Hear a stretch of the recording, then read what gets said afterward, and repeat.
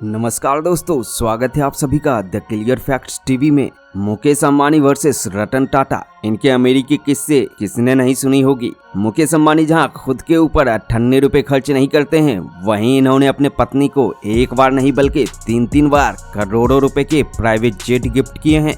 Mukesh Ambani versus Ratan Tata, हैसियत में कौन है किससे बड़ा, आइए जानते हैं इस वीडियो के माध्यम से। प्राइवेट जेट, करोड़ों की महंगी कार और एंटीलिया जैसे अरबों के बिल्डिंग के मालिक मुकेश अंबानी के पास सिर्फ 6 कंपनी है। वहीं पर रतन टाटा की बात करें तो ये इतने छोटे घर में रहते हैं, देखकर आपको यकीन नहीं होगा, पर ये 135 से ज्यादा कंपनी के मालिक हैं। तो फिर आप ही बताइए, 6 कंपनी या फिर 135 कंपनी, कौन है किस पर भारी? तो फिर किसके पास है इसका जवाब? अगर ये वीडियो पूरा देखते हैं आप, तो आपके पास भी होगा इसका जवाब, तो बने रहें वीडियो के अंत तक। दोस्तों, वैसे तो मुकेश अंबानी एशिया के सबसे अमीर व्यक्ति के लिस्ट में शामिल हैं, पर अगर रतन टाटा के पूरे एसेट्स को मिला दिया जाए तो वो भी बन सकते हैं एशिया के सबसे अमीर इंसान। पर आखिर क्यों वो ऐसा नहीं करते? तो चलिए शुरू करते हैं इन अमीर लोगों के पैसों से भरा जिंदगी का सफर इस वीडियो के माध्यम से। नंबर 1, ऐसे हुई थी इन दोनों के कंपनी की शुरुआत। 21,000 रुपए से शुरू की गई थी एक टेक्सटाइल कंपनी, जिसका नेटवर्थ आज के समय में 50,000 करोड़ रुपए से ज्यादा है।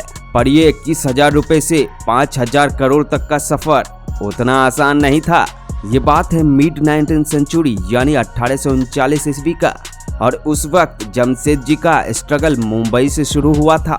जमशेद जी यहाँ से पढ़ाई पूरी करने के बाद परिवार की जिम्मेदारी के कारण किसी तरह 21,000 रुपए जोड़कर शुरुआत की थी एक टेक्सटाइल कंपनी की। जैसे ही उन्होंने इस धंधे में अपना पांव जमा लिए, उन्होंने नागपुर में एक और टेक्सटाइल कंपनी की शुरुआत की थी, और यहाँ माता लक्ष्मी की कृपा इन पर ऐसी बरसी कि इनके इस बिजनेस से काफी मुनाफा होने लगा। इस मुनाफे को देखकर उनके अंदर पैसे कमाने का जुनून ऐसा चढ़ा कि इन्होंने 3 ऐसे प्रोजेक्ट शुरू किए जिसका फायदा सिर्फ उन्हें ही नहीं बल्कि पूरे देशवासियों को मिलना था।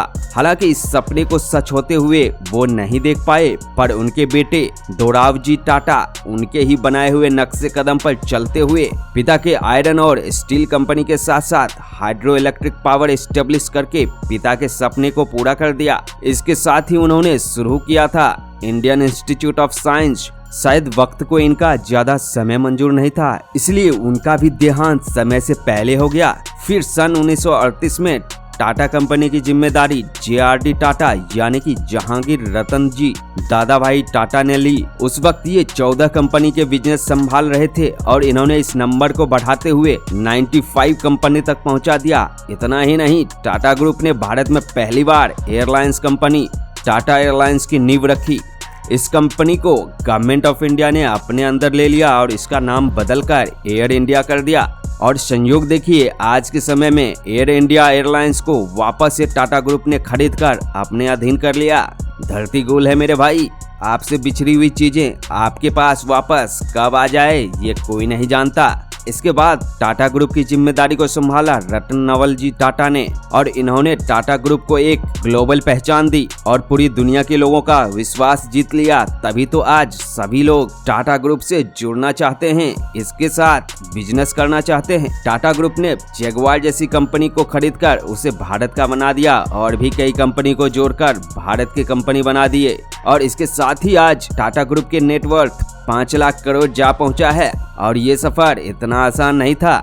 दोस्तों, अब बात करते हैं उस इंसान की जिनके एक गाड़ी की कीमत से कई लोगों के मकान खड़े कर दिए जा सकते हैं। इतना ही नहीं, इन्होंने जो 6th फ्लोर में आलीशान पार्किंग बनाए हैं, इतने में तो मुंबई के लाखों लोगों के रहने का इंतजाम हो जाएगा।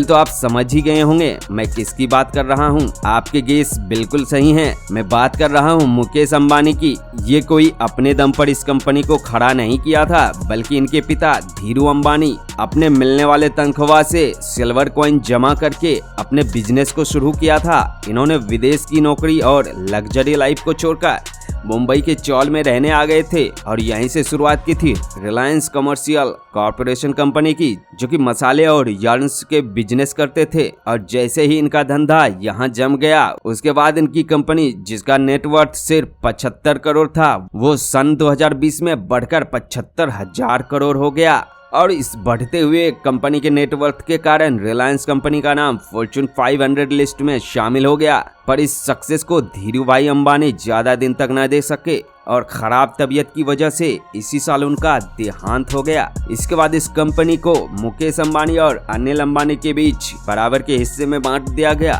इसके बाद दोनों भाई ने बिजनेस को अपने अपने तरीके से संभालना शुरू किया।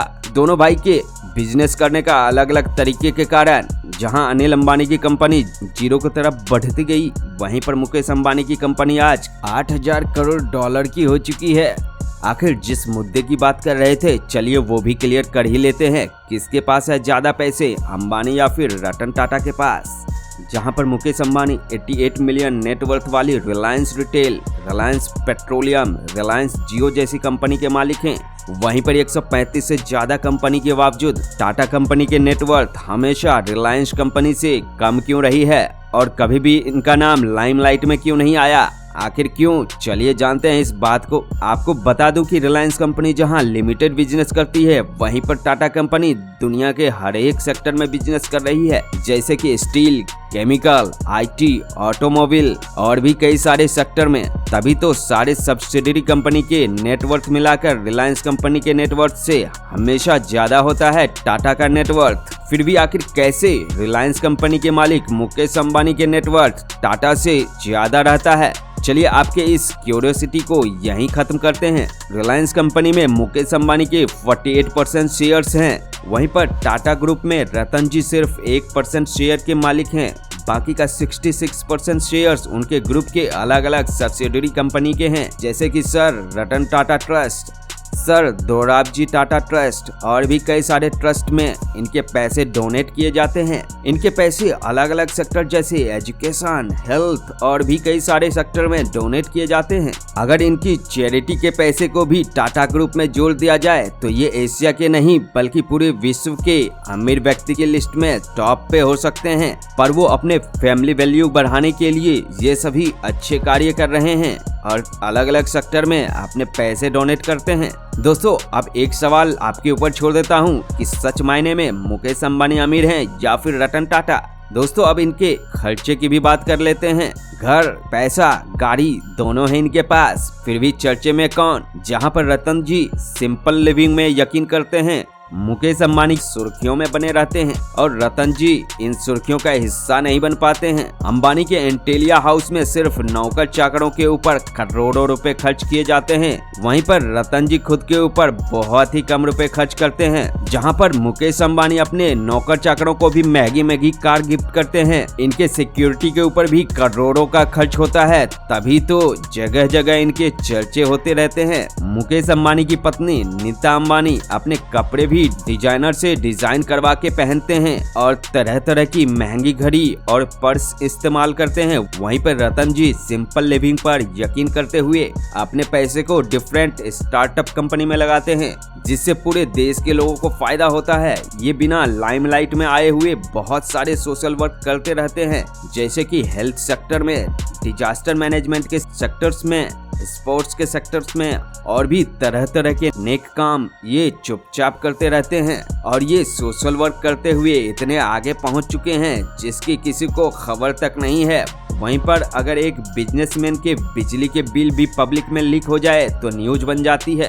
तो क्या छोटे से छोटे बातों के लिए भी इतनी वाहवाही जरूरी है क्या? या फिर पूरी शिद्दत से मानव हित में रतन टाटा जैसे लोगों का कार्य करना ज्यादा अच्छा है?